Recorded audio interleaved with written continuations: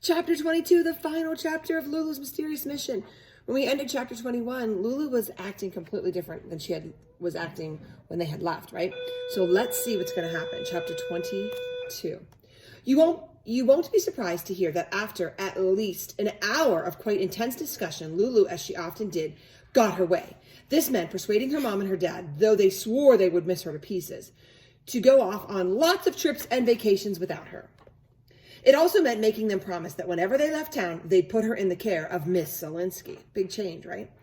Who, to their bewilderment, seemed to have won their daughter's undying affection, and who, looking great in stiletto heels, loose hair, and a slinky blue dress, she only wore the uniform to intimidate extremely difficult kids, was saying goodbye to everyone and rushing off for her date with Harry Potter. Remember? The trombone teacher. And so from that time on, Triple S came to stay several times a year, with Double L giving her lessons in spycraft, except when she needed to be disciplined for too much arguing and too little obeying. For Lulu, you won't be surprised to hear, continued to be difficult, though not as extremely as she used to be. And whenever she was handed a little toothbrush and a bucket of soapy water and told to scrub the steps in front of the house.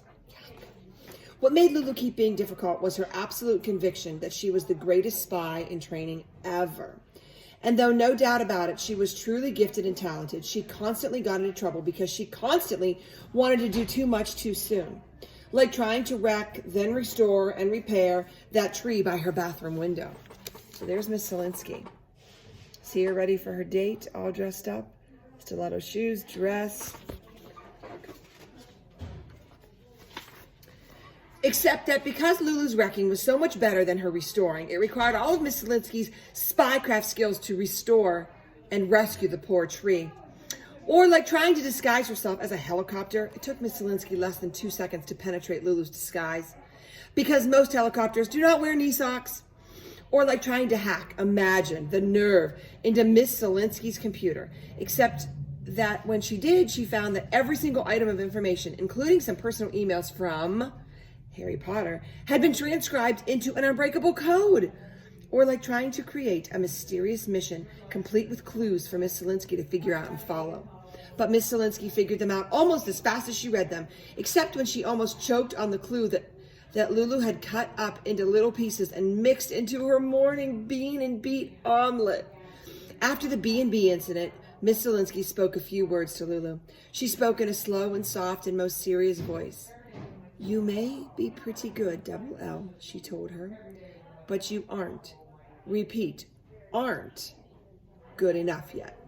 Lulu hung her head and tried to look seriously embarrassed, but let's be honest here, she wasn't embarrassed.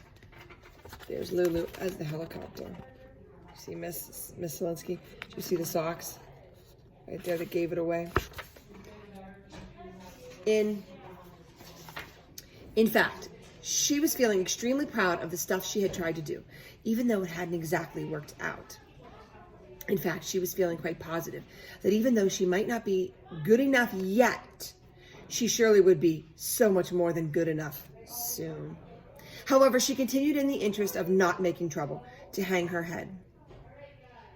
Miss Selinski, who knew very well how to tell a truly embarrassed girl from a fake one, gave Lulu an oh so understanding smile, after which she presented her, as she would for years to come, with a toothbrush and a bucket of soapy water. So that tells us that Lulu was still back to not always doing what she was supposed to. Remember, she's got to scrub when she gets in trouble. The end.